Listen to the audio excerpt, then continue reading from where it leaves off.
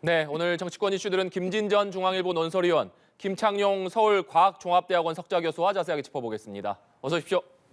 안녕하세요. 네, 안녕하십니까. 오늘도 민주당 공천 상황부터 먼저 짚어보겠습니다.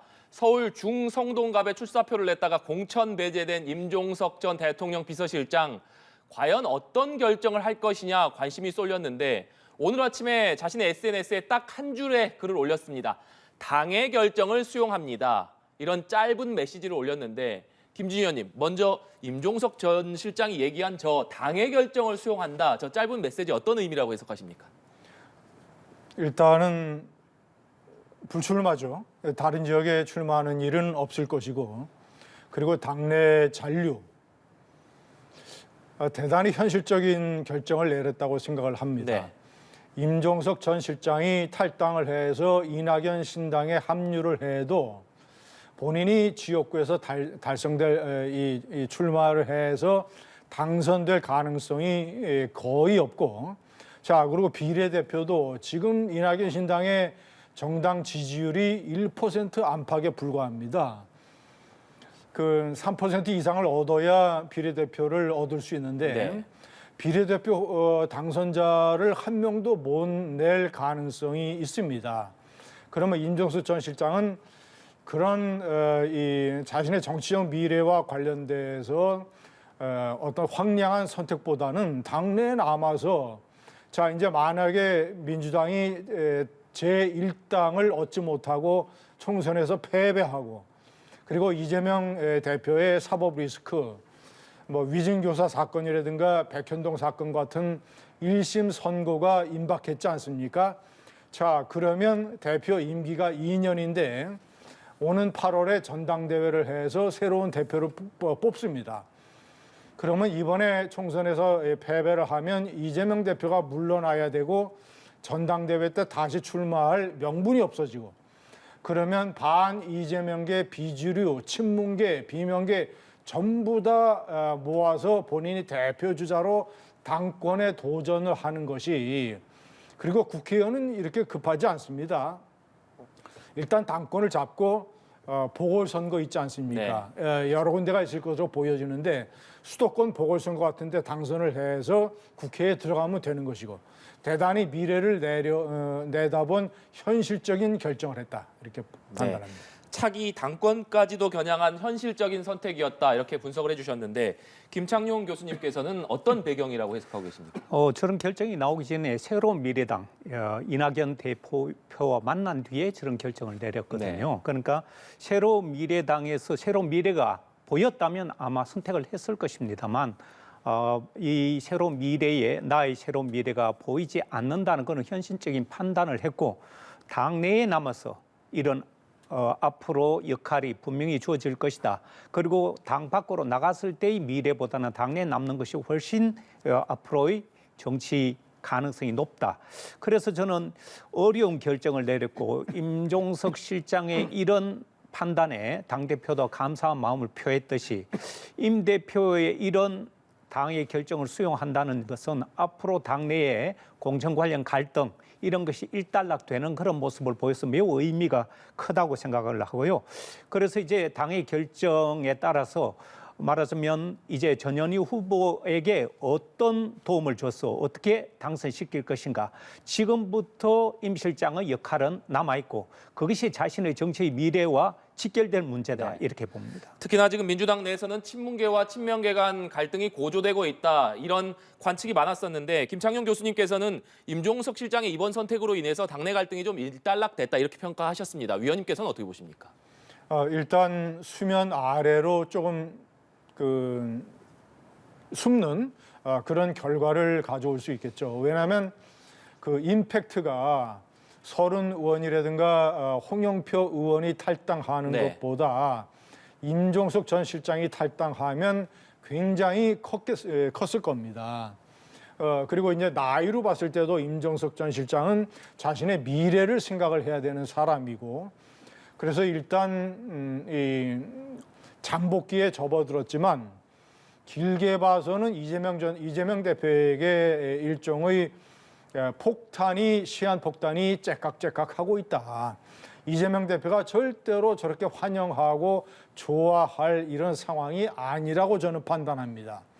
왜냐, 이번에 총선의 전망이 민주당에게 대단히 점점 어려워지는 것이 사실이고, 만약에 제1당을 빼앗기게 된다면 이재명 대표는 물러나야 되고 대표 출마도 못하게 되고, 그러면 굉장히 이 광야에 내던져지는 것이 되고, 비주류 수장으로서 임종석 전 실장이 당권을 잡게 되면 우선 이재명 전 대표를 보호해주는 방탄 정당을 완전히 없애버릴 것입니다. 그렇기 때문에 뭐 잠시 이제 약간의 소강 상태에 접어들었지만 장기적으로 봤을 때는 이재명 대표에게 엄청난 부메랑적 화살이 될 수 있다, 이렇게 판단합니다. 네. 임종석 실장이 향후 정치적인 행보에 대해서는 구체적인 거취를 밝히지 않았습니다. 일단은 중성동 갑에는 당의 결정을 수용한다고 했으니까 불출마하는 것으로 보이는데, 혹시라도 다른 지역에 출마한다던가 어떤 정치적인 선택의 가능성에 대해서는 어떻게 보고 계십니까? 저는 그런 선택의 가능성이 매우 낮다고 보고요. 이 중성동 갑에서의 뭐랄까 상징적인 의미가 크고, 또 저는 임종석 전 실장이 향후 당내에서 어떤 역할을 하고 또 어떤 위상을 갖게 될지는 바로 자신의 지역구라고 주장하는 그곳에 전현희 후보가 지금 왔기 때문에, 전현희 후보를 당선시키지 못하면 그 또한 책임 문제가 거론될 것이기 때문에 1차적으로는 당선시키는 것이 가장 큰 앞으로의 변수고요. 그리고 민주당이 과연 전체적으로 성공하느냐 마느냐가 임종석 실장의 정치 미래와 직결되어 있는 문제이기 때문에 앞으로 어떻게 될 것인지는 아직 좀 먼 이야기이기 때문에 지금 당장 자신의 지역구, 자기가 주장했던 그 지역구에서 전현희 후보를 당선시키느냐가 급선무다, 이렇게 봅니다. 네. 전현희 후보는 오늘 인터뷰에서 임종석 실장을 향해서 자신의 선대위원장을 좀 맡아달라 이런 제안을 하지도 않았습니까? 예. 그 제안을 수용할 가능성이 있다고 보십니까? 아마 시간이 좀 걸리긴 하지만 어떤 형태로든 그것이 자신의 정치적 미래와 직결된 문제이기 때문에 선대본부장을 맡아달라. 그리고 전현희 위원장 같은 경우는 보면 이 선거의 협조를 끌어내기 위해서 바로 선거운동에 뛰어들지도 않았고요. 임종석 전 실장의 결정을 끝까지 기다렸고, 아마 설득을 하기 위해서 지금까지 그렇게 기다렸기 때문에 어떤 형태로든 서로 간의 이해가 맞아떨어지면 선대본부장 맡을 가능성이 더 높다. 지금 와서 다른 지역에 가서 공천을 요구한다든가 후보로 나서는 거는 매우 어렵다. 아까 언급이 됐지만 아마 이 선거가 끝나도 재보궐선거 이런 것들은 반드시 나올 것이니까 그때 민주당 내에서는 조카 카드 이런 걸로 활용할 가능성이 높기 때문에 성급하게 지금 이 시점에서는 선택할 카드가 아니라고 봅니다. 네, 김진 위원님께서는 임종석 실장이 다른 지역에 좀 배치될 가능성은 혹시라도 있다고 보시는지 궁금하고, 전현희 위원장이 제안한 중성동갑의 선대위원장직 제안, 이 부분은 임종석 실장이 수용할 가능성이 있겠습니까? 이전에 당에서 임 전 실장을 자르기 전에 서울의 송파갑을 제안을 했었죠. 그 송파갑은 민주당으로서는 험지기 때문에 사실상 가서 장렬하게 전사하라, 그런 뜻 아니었습니까? 그래서 임종석 전 실장이 그것을 거부했습니다. 그런 마당에 이재명의 당 지도부가 서울의 민주당에게 유리한 지역에 다른 지역에 공천을 줘서 임종석 전 실장이 살아서 국회에 들어가게 만들 가능성이 전무한 것이죠. 그러면 임 전 실장은 이 중구 성동구 갑 외에 다른 데에 출마할 가능성도 없고 출마할 지역도 없고, 그리고 저렇게 지금 결정을 수용하겠다고 큰 폭의 포석을 뒀는데 다른 또 무슨 변두리 지역에 기웃기웃 거리는 모양새도 취하지 않을 것이며, 전현희 후보의 선대위원장을 맡아도 되고 안 맡아도 됩니다. 만약에 안 맡고 선거하고 거리를 두고 전현희 후보가 낙선을 하게 된다면, 자, 이것 봐라, 당에서 공천을 잘못했으니까 중구 성동구 갑을 잃어버리는 거 아니냐, 이런 식의 명분도 가능하고, 그런데 제가 판단할 때는 임종석 전 실장이 정치적인 미래를 보다 더 대승적으로 본다면 아주 파격적으로 이번에 전현희 후보의 선대위원장을 맡아서 전현희 후보를 당선시켜서 당원과 국민들에게 임종석 전 실장 상당히 대인적 풍모가 있다. 그릇이 크다. 이런 이미지도 주고 현실적으로 당선시키게 되면 제가 조금 전에 말씀드린 8월 전당대회에서 비주류를 전부 다 모으는 거 플러스 주류의 일부까지도 끌어당겨서 본인이 당권 도전을 하는 데에 유리한 발판을 만들 수가 있다. 이렇게 계산이 됩니다. 네, 알겠습니다. 이렇게 임종석 전 실장의 거취가 공천 갈등의 가장 큰 뇌관으로 꼽혀왔는데 잔류 쪽에 무게를 실으면서 다른 친문 인사 등 비명계 행보에도 관심이 쏠리고 있습니다. 관련해서 홍영표 서른 의원의 발언부터 듣고 오시겠습니다. 저는 정치하면서 탈당이라는 걸 단 한 번도 생각을 해보지 않았습니다. 그런데 제가 이게 지금 막다른 골목으로 몰려왔고 그래서 지금 민주당의 현실에 대해서 정말 비통한 심정입니다. 민주당을 제대로 된 민주당을 만들기 위해서 고심하는 분들과 이야기를 해서 최종적인 결론을 내리려고 합니다. 시간이 물리적으로 없어서 그 조건 속에서도 이제 힘을 다 합할 수 있는 이런 것은 저희가 모색을 하려고 하고요. 그래서 새로운 미래와도 당연히 저는 이야기할 계획입니다. 이재명 대표가 이끄는 민주당은 과거에 김대중 노무현 대통령이 이끄던 민주당 정신이 그게 사라졌다 생각합니다. 그래서 진짜 민주당을 만들어 다시 복귀하겠다 이런 생각입니다. 이재명 체제가 이제 분해된다고 봐야죠. 밖에뿐만 아니고 안에 있는 분들도 이재명 체제로 용납할 수 없는 상황이라는 걸 알고 함께 이참에 굴기해서 같이 나와서 민주당을 새롭게 하자는 운동이 일어나지 않겠나 생각합니다. 네, 친문계 좌장으로 꼽히는 홍영표 의원 이번 주 중에 결단을 하겠다 이렇게 밝혔습니다. 앞서 이제 일어날 때다 이런 취지의 글을 SNS에 올리기도 했기 때문에 교수님 홍영표 의원이 어떤 결단을 하리라고 보십니까?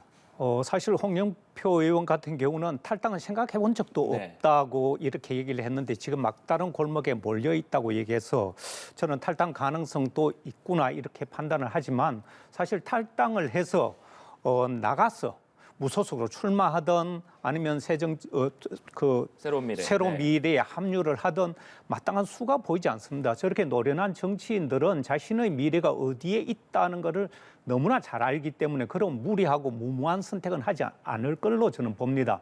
지금 이 서른 의원 같은 경우는 아주 탈당을 해버렸지만 홍영표 의원은 탈당을 하지 않았거든요. 그래서 시간을 두고 좀 더 많은 사람들과 대화를 나눈 후에 최종적인 자기의 결단을 내릴 것이라고 보는데 저는 이번에 잣대가 임종석 사례가 또한 새로운 고민거리가 될 것이다. 임종석 실장 같은 경우도 많은 사람들이 탈당할 것이라고 예상을 했는데도 최종적으로 당의 결정을 수용한다고 했기 때문에 이 홍영표 의원 같은 경우는 당에서 4선 5선을 했던 사람입니다. 그리고 홍영표 의원 같은 경우는 이 당에 대한 탈당을 한 번도 한 적이 없다고 얘기하는 것은 그동안 당과 내가 일체가 돼서 그동안 뛰어왔기 때문에 저는 이 시점에서 홍영표 의원이 당에 대한 감사함 그리고 당대표에 대한 최소한의 존중, 당의 결정 이런 것들을 좀 놓고 좀 더 깊은 고민을 해서 이 당을 떠나는 그것은 극단적인 선택이라고 저는 생각을 합니다. 특히 당의 도움을 많이 받았던 분들은 이제 당을 위해서 좀 희생하는, 헌신하는 그런 모습을 보여야 할 때가 아닌가. 아마 지지자들은 그런 요구를 하고 있으리라고 봅니다. 네, 위원님께서는 홍영표 의원이 어떤 결정을 하리라고 보십니까?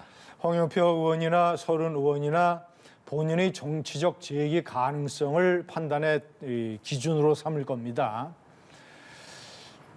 국민의힘의 윤상현 의원 같은 경우는 4년 전에 공천에서 탈락을 했는데 무소속으로 출마를 해서 인천에서 당선이 됐어요. 자, 이렇게 본인이 지역구에 자신이 있으면 무소속으로 출마를 하는 겁니다.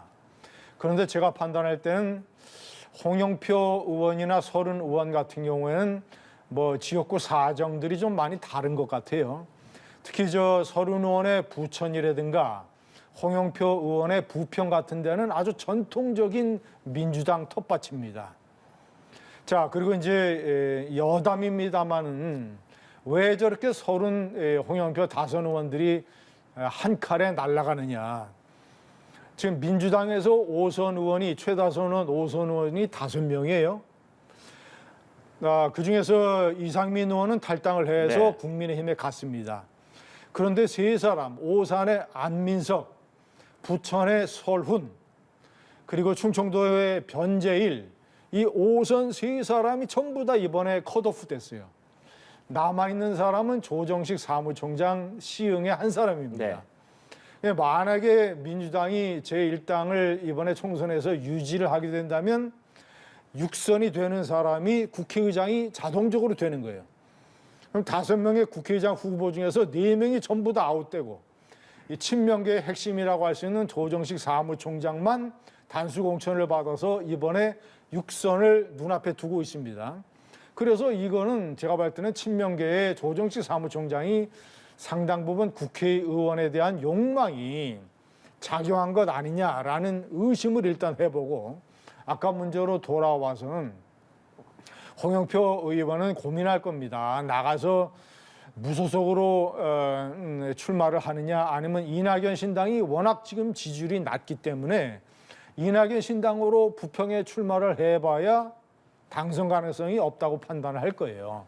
그러면 이도저도 아니고 임종석 전 실장처럼 당에 남아서 임종석 전 실장이 당권을 잡는 것을 비주류의 수장으로서 도와주고 만약에 당권을 잡게 되면 다음번에 수도권의 재보궐선거 중에서 적당한 지역구를 택해서 출마도 할 수 있다.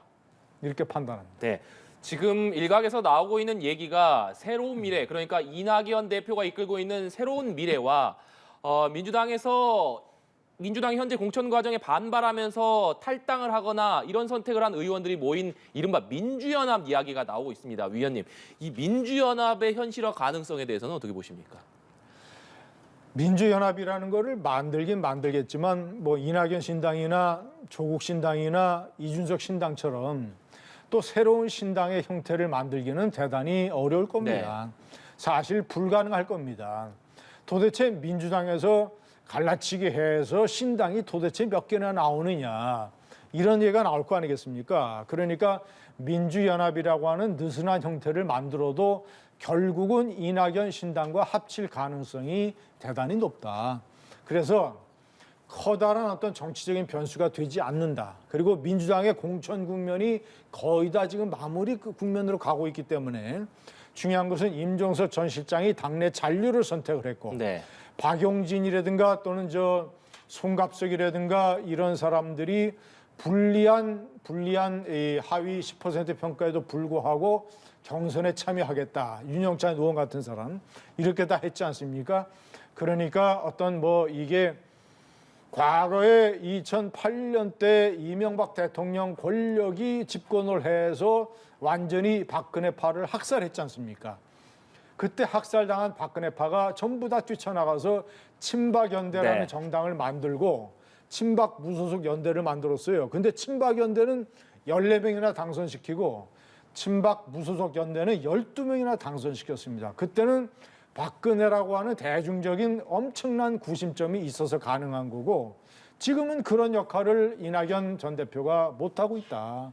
그러니까 민주연합 모여서 이런 식으로 할 수는 있어도 커다란 정치적인 의미는 없을 것이다. 네. 이렇게 봅니다. 민주연합이 실제로 만들어진다라고 하더라도 커다란 파급력은 없을 것이다. 이렇게 평가해 주셨는데 교수님께서는 어떻게 보십니까? 저도 동감합니다. 지지자들이 심판할 텐데요. 보시다시피 선거를 앞두고 공천에서 실패한 인사들이 모여서 신기루 같은 정당을 만들지만 그 정당의 실체가 뭔지 무엇으로 지지자들을 끌어올 것인지 네. 그런 것도 불분명하기 때문에 이 선거를 임박해서 급조되는 이런 정당들은 미래가 없고 여기에 지금 박용진이나 임종석 전 실장 같은 경우도 이런 당내에 중요한 구심점 역할을 하던 사람들이 다 당 잔류로 남아버리기 때문에 사실상 그런 신기루 같은 정당이 만들어진다 하더라도 전혀 파급력이 없을 것이고 아마 유권자들이 이걸 더 정확하게 알고 있을 것이다 이렇게 봅니다. 네. 그리고 앞서서 김부겸 정세균 전 총리가 현재 민주당 공천 과정에 대해서 좀 우려를 표명하는 입장문을 내기도 했고 또 호남에 뿌리를 둔 동교동계 원료 10여 명이 집단 행동을 좀 모색 중인 것으로 알려졌습니다. 이 형태가 기자회견이 될지 뭐가 될지는 아직까지 알려지지 않고 있습니다만 일단 이 동교동계 원로들이 집단적으로 어떤 입장을 내놓는다면 이 부분은 좀 어떤 의미라고 해석해야겠습니까? 저는 이 당의 원로는 존중받아야 네. 되고 그분들의 목소리가 당에 잘 반영이 돼야 되지만 당의 원로는 보이지 않는 곳에서 조용하게 훈수를 두는 것이지 이 당 원로란 사람들이 전면에 나서거나 집단 행동을 한다는 것은 당을 존중하지 않고 그 당의 대표를 존중하지 않는 거예요. 저는 당의 원로란 사람들이 한때 국회의장을 하거나 한때 당대표를 했거나 이런 사람들은 정말 후배들이 걸어가는 그 정당에 대해서 존중하는 마음이 있어야지 이제 지나간 시대를 다시 되돌리듯이 나와서 그런 목소리를 낸다거나 그런 조직적인 행동을 한다는 것은 저는 당을 망치는 행위이기 때문에 커튼 뒷면으로 물러가서 조용하게 훈수 두는 것이 당 원로들의 할 일이다. 저는 이렇게 봅니다. 네. 위원님께서는 원로들이 좀 어떤 입장을 내놓으리라고 보십니까? 그런데 무슨 뭐 일종의 이제 우려나 당의 단합이나 네. 이런 것들을 언급을 하겠죠. 그런데 너무 늦었습니다. 저런 식의 단체 행동을 해서 본인들이 얘기하는 것이 영향력을 갖게 하기 위해서는 경선 파동 초기에 모여서 입을 열었어야죠. 그렇지 않습니까? 동교동계 원로 또는 뭐 전직 국회의장 또는 뭐 현직 정대철 헌정회장 이런 사람들, 특히 문희상 전 국회의장 같은 사람은 본인의 아들이 민주당에서 의정부에 출마를 하고 있기 때문에 경선에 참여하고 있죠. 그러니까 본인이 이런 공천 문제에 관해서 언급을 그동안 낼 수 있는 상황이 아니었죠. 보다 더 이제 예를 들면 정세균, 김부겸 전 총리 이런 사람들, 소위 원로로 가는 사람들은 공천 파동 초기에 목소리를 냈어야 됐다. 당이 이런 식으로 망가지고 있다라는 많은 당원과 국민들의 목소리가 있는데 계속 뭐 꿀먹은 벙어리처럼 침묵하고 있다가 이제 뭐 거의 다 모든 국면이 다 수구로 들고 마무리 단계에 접어들었는데 이제 와서 단체 행동을 한들 무슨 그것이 영향력이 있겠습니까? 네, 알겠습니다. 야권 비례대표 위성정당인 더불어민주연합 얘기도 해보겠습니다. 더불어민주연합이 지난 3일에 창당을 했습니다. 그런데 이 더불어민주연합을 두고 국민의힘에서는 이재명 대표가 자신의 안위를 위해서 민주당을 숙주로 내줬다. 종북 세력 연합으로 만들어진 트로이 목마 같다. 이런 비판을 계속 내놓고 있습니다. 이 부분은 어떻게 보십니까? 저는 상당히 심각한 국면이라고 봅니다. 특히 연동형 비례대표제라고 하는 것이 이 정상적인 국회 운영과 국회의원 선출에서 어떤 부작용을 가지고 있느냐의 대표적인 경우가 그렇습니다. 한동훈 위원장의 지적을 굳이 빌리지 않는다 하더라도 자 현재 민주당 세력에서 27명의 비례대표 의원을 낼 수 있을 것이라고 판단을 해서 어떤 식으로 배분을 했냐면 민주당 20명 그리고 진보당 과거에 해산됐던 통합 진보당의 후손이죠. 진보당의 3명. 진보당이 어떤 정당입니까? 과거에 내란 선동 혐의로 이 헌법재판소에 정당 해산 명령을 받았던 그런 정당의 후손들인데 네. 그런 세력에게 3명 그리고 뭐 광우병이라든가 이 반일 시위라든가 또는 각종 촛불 시위라든가 이런 어떤 이 좌파 거리 투쟁 세력들을 주도했던 시민단체 세력에게 4석. 그러면 뭐 예를 들자면 이제 박석운이라든가 조성우라든가 이런 반미 극렬 시위 주동 이런 사람들이 국회에 들어올 수도 있고 아니면 그런 사람들을 대신해서 극렬 진보 세력들이 금배지를 다는 일이 벌어지게 돼 있습니다. 그리고 진보당에서 어떤 이 울산 북구에 진보당 출마 후보자로 후보 단일화를 해줬잖아요. 그러면 지역구에서 1석, 그리고 비례대표에서 3석. 예를 들자면 과거에 해산됐던 의원 뭐 김재현, 이상규 이런 진보당 전직 의원 같은 사람들이 비례대표 후보가 또 될 수가 있고 그러면 반미 극렬 어떤 좌파 이런 세력이 7석이나 현재 보장을 받았어요. 엄청난 겁니다. 7석이라고 하는 것은.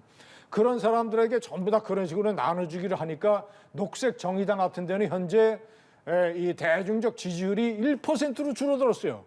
과거에 5%를 구가하던 정당이. 그러면 녹색 정의당은 만약에 심상정 후보가 고향에서 당선되지 않으면 지역구 후보를 1명도 못 냅니다. 그리고 1% 지지율이 유지가 되면 비례대표 후보를 한 명도 못 냅니다. 정통 진보 정당이라고 하는 녹색 정의당은 정치권에서 사라지고 어떤 이 극단적인 반미 세력 이런 어떤 이 극단적인 진보 세력이 7명이나 국회의원이나 낼 수 있는 이런 상황에 지금 처해 있습니다. 네, 교수님께서는 어떻게 보십니까? 아직 후보 진영도 제대로 갖춰지지 않았기 때문에 완전히 갖춰지고 난 뒤에 판단해도 전 시기적으로 늦지 않다는 말씀을 드리고요. 또 중요한 것은 민주주의는 사회 다양한 세력들이 다양한 목소리가 모이는 곳이 국회입니다. 그게 민의의 대변이고 일부 특화된 목소리만 지배하게 되면 그것을 우리가 민주주의라고 할 수 없듯이 소수의 목소리도 보장하는 것이 전 세계적으로 민주주의를 실행하고 있는 나라의 공통된 그런 현상입니다. 그렇기 때문에 소수라 하더라도 그 소수가 사실은 전체의 큰 세력을 대변할 수도 없고 어떻게 보면 결정을 바꿀 수도 없습니다. 그렇지만 그런 목소리조차 내지 못한다는 것은 전 문제가 있기 때문에 앞으로 두고 봐야 되겠지만 사회의 이런저런 목소리가 함께 국회에 나와서 그것이 용광로처럼 어우러지면서 타협안을 찾아가는 그런 차원에서 적어도 준연동형을 실시하려는 그래서 사회 제세력을 포함하려는 민주당의 그런 시도는 그런 나쁘게 볼 필요가 없다. 오히려 위성정당을 만든 국민의힘 같은 경우는 위성정당 만들어 놓고도 타 당에서 위성정당 만들겠다고 하니까 반대하는 그런 형용모순의 논리 이런 것은 좀 지적이 돼야 되겠죠. 네. 그리고 더불어민주연합이 창당하는 날 조국 전 법무부 장관이 이끌고 있는 조국혁신당도 창당을 했습니다. 최근 조국혁신당과 관련한 여론조사 결과를 좀 살펴보실 텐데요. 한국리서치가 KBS 의뢰로 지난달 25일부터 사흘간 전국 성인 남녀 3,003명을 대상으로 실시한 여론조사 결과입니다. 자세한 내용은 중앙선거여론조사 심의위원회 홈페이지에서 확인하실 수 있다는 점 말씀드리고요. 구체적인 내용을 보면 국민의힘이 추진하는 비례정당이 32%, 더불어민주당이 추진하는 비례정당이 23%의 지지율로 확인이 됐습니다. 그런데 개혁신당 3%, 새로운 미래 1%인 것에 비교해 봤을 때 조국 장관이 이끌고 있는 조국신당 9%의 지지율을 보이는 것으로 나타났습니다. 교수님, 지금 조국 전 장관이 이끄는 조국혁신당 9%에 그러니까 개혁신당에게는 3배나 가까운 새로운 미래로서는 거의 9배에 가까운 이런 지지율이 나타나고 있다는 점 어떻게 봐야 될지 좀 궁금하고 그리고 앞서서는 민주당에서 이 조국혁신당과의 연대에 대해서는 좀 선을 그었습니다만 이렇게 조국혁신당의 지지율이 높아진다면 민주당으로서도 다른 선택을 할 수밖에 없지 않느냐 이런 관측들이 나오는데 그 부분에 대해서는 어떻게 보십니까? 우선 이 조국 신당이 이렇게 높은 지지가 나오는 것은 전 네. 두 가지로 보는데요. 한 가지는 일단 이준석 개혁 신당이 사실상 합당을 하면서 좌초해버려서 제3지대 영역이 매우 넓어져서 조국 혁신당이 그 공간을 차지할 여지가 많아졌기 때문에 그것을 찾아든 것이고 또 조국 신당은 이 윤석열 검찰 독재 정권을 종식시키겠다는 그 선명한 기치를 내걸어서 윤석열 정부에 대한 상당한 실망감과 또 반대하고 있던 그 지지자들 입장에서는 선명한 조국 혁신당이 생겨났기 때문에 그쪽으로 몰려서 쏠림 현상이 생겨서 두 가지가 맞짝 떨어져서 지금 9%라는 엄청난 어떻게 보면 돌풍이 일어난 거죠. 여기다가 이제 신상품이라는 그런 또 요소도 있어서 저는 상당한 지금 이 세가 앞으로 본격적인 선거전이 시작되면 더 많은 탄력을 받아서 더 높아질 가능성도 있다 이렇게 보고 이제 민주당 입장에서는 사실상 어떻게 보면 조국 혁신당이 민주당 하지 못했던 민주당은 사실 큰 어떻게 정당이기 때문에 이런 조국 신당처럼 이 선명한 하나의 기치를 내걸 수가 없는 그런 중도파도 흡수해야 되는 큰 정당이라서 이 더불어민주당이 할 수 없는 영역을 조국 혁신당이 해낸다면 서로 시너지 효과를 내기 때문에 굳이 반대할 필요가 없고 연대가 필요하다면 연대할 수 있는 그런 열려있는 그런 자세를 당 대표나 또 당의 주요 당직자들이 하는 얘기들을 볼 수 있거든요. 그래서 앞으로 연대도 상당히 가능해질 것이다 이렇게 봅니다. 네, 위원님께서는 어떻게 보십니까?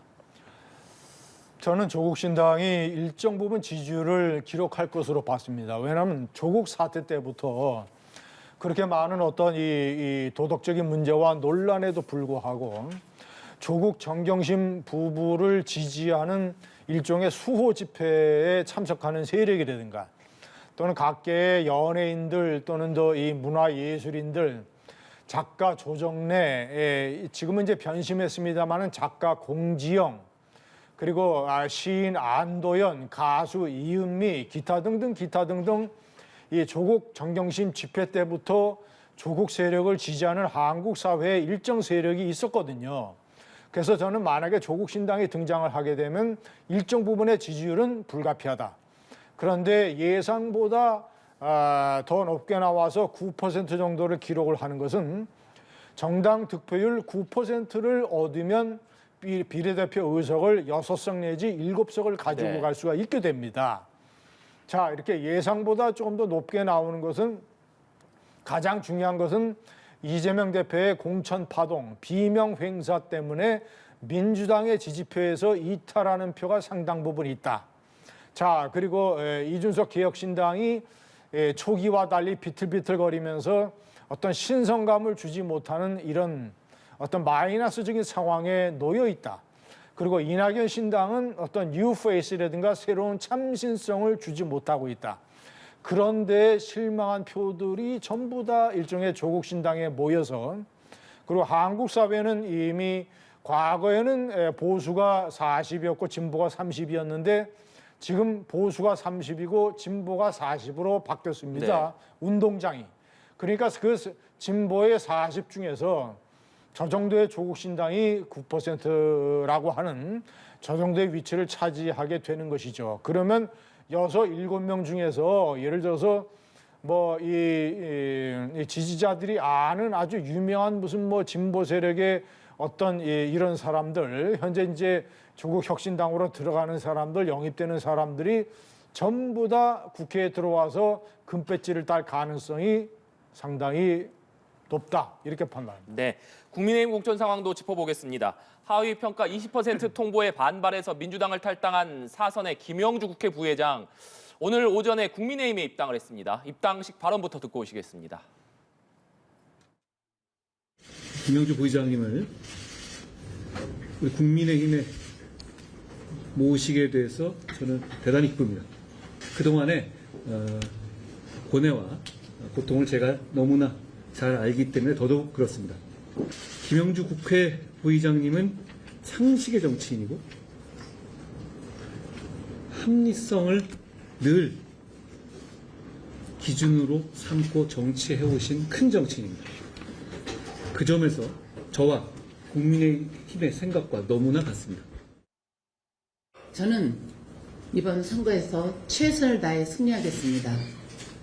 정치인은 국가의 발전과 국민의 삶의 질 향상을 위해서 일을 해야 된다고 생각을 합니다.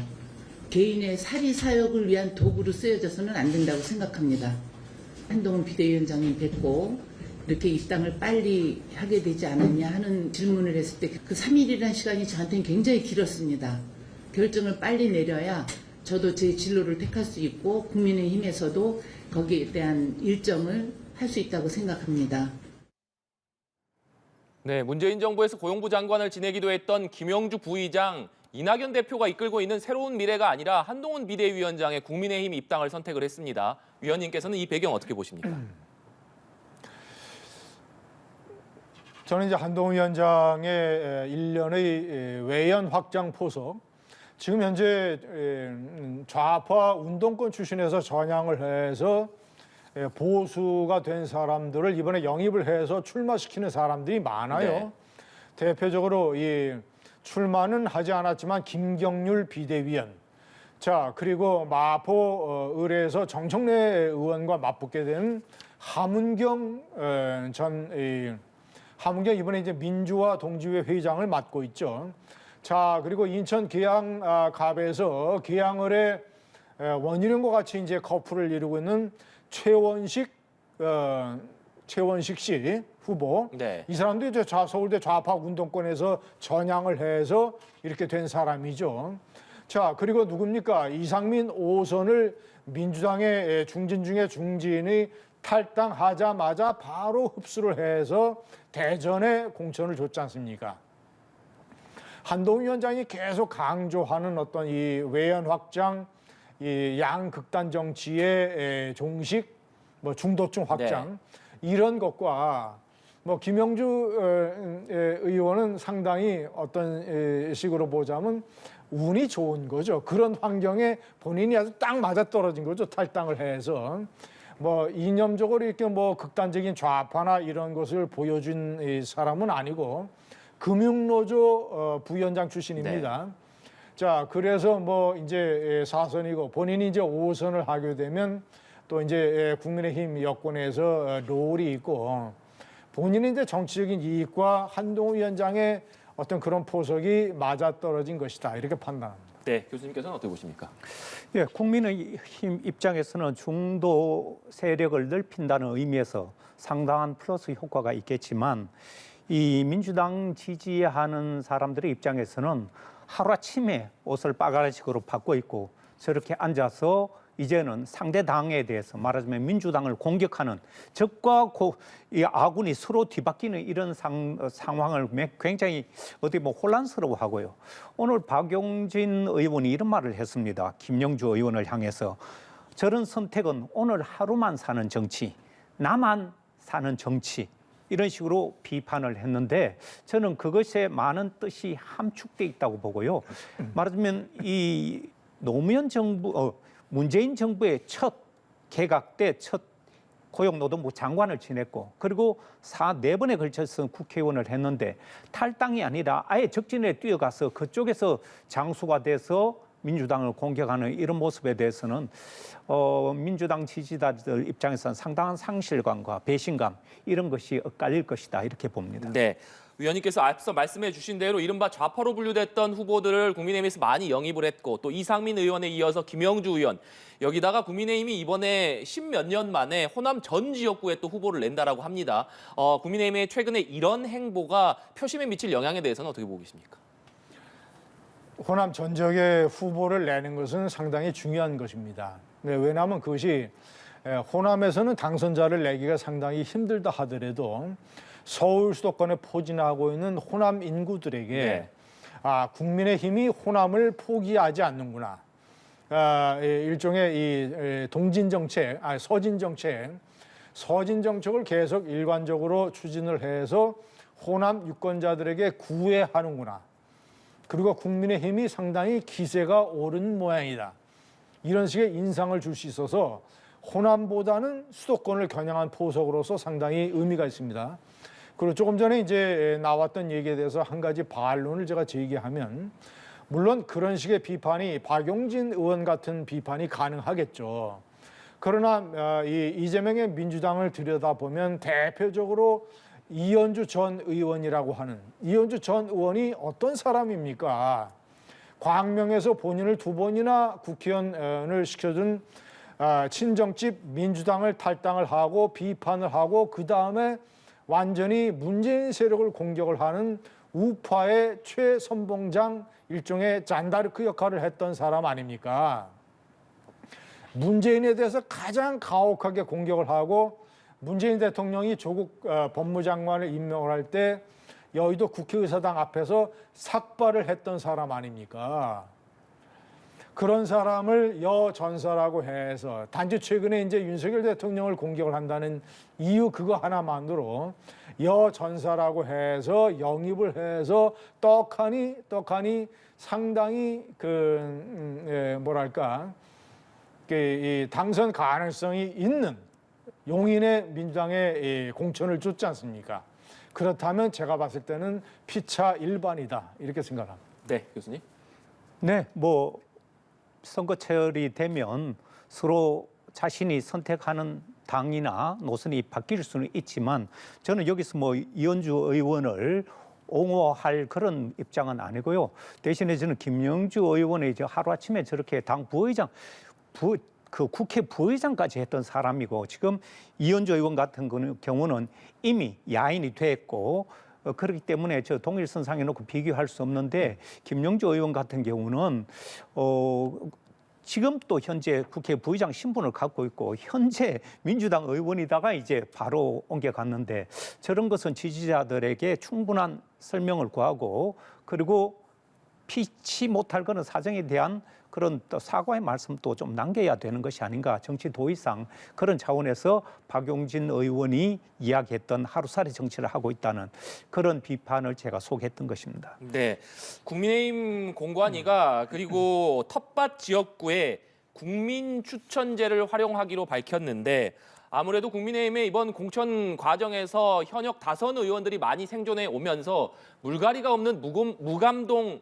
공천이다 이런 지적이 나오는 상황 속에서 국민 추천제가 활용되기 때문에 이 부분이 좀 어떻게 쓰일 것이냐. 여기에 더해서 국민의힘의 위성 정당인 국민의 미래는 청년과 여성들, 신인들을 좀 많이 배치하겠다 이런 전략으로 지금까지는 좀 알려지고 있습니다. 지금까지 국민의힘의 공천 과정에서 좀 부족한 부분들을 국민 추천제라든가 비례대표 추천 과정에서 좀 보완하겠다 이런 의도로 보이는데 그 부분은 어떻게 보십니까? 지금 이제 국민의힘의 텃밭이라고 할 수 있는 강남권, 강남 갑, 을병 그리고 서초, 을 네 곳이 비어 있지 않습니까? 그리고 대구와 경북 지역에서 또는 울산 이런 데에서 아직까지도 공천이 이루어지지 않은 곳, 이런 곳 중에서 몇 곳이나 골라서 국민 추천제를 할지, 그리고 국민 추천제라는 게 사실 한국 정당 역사에서 처음인데 어떤 식으로 해서 진정성을 국민들에게 보여줄지, 단지 이것이 쇼나 이벤트로 그치게 되면 저는 역효과를 낼 것이라고 봅니다. 그래서 국민 추천제의 내용이 상당히 중요하고 이런 식으로 해서 아마 비례대표는 현재 46명으로 한 명이 줄었지 않습니까? 국민의힘에서 만약에 뭐 22명이라든가 또는 뭐 23명 이 정도를 확보할 수 있는 어떤 선전을 하게 된다면 그러면 이제 이 청년이나 여성은 이제 의무적으로 반을 하게 돼 있으니까 상당 부분 여성들이 공천이 될 것이고 이 전문가 분야에서 청년들의 몫을 좀 이렇게 보완하는 그런 식의 시도가 이루어질 것 같습니다. 네, 교수님 어떻게 보십니까? 예, 국민 추천제라는 걸 어떤 식으로 할지는 정확히 모르겠지만 아마 자칫하면 인기 투표 형식으로 지명도가 높은 사람들 위주로 이렇게 되는 것이 아닐까 그런 우려도 있지만 아마 앞으로 이 국민의힘 입장에서는 지금 여성 정치인 그리고 청년 정치가 부족하다는 그런 지적을 계속 받고 있어서 국민 추천제를 하더라도 그런 부분을 상당히 보완하는 노력을 하지 않을까 이렇게 보입니다. 네, 알겠습니다. 오늘 두 분 말씀은 여기까지 듣도록 하겠습니다. 지금까지 김진전 중앙일보 논설위원, 김창룡 서울과학종합대학원 석좌교수와 얘기 나눠봤습니다. 오늘 말씀 고맙습니다.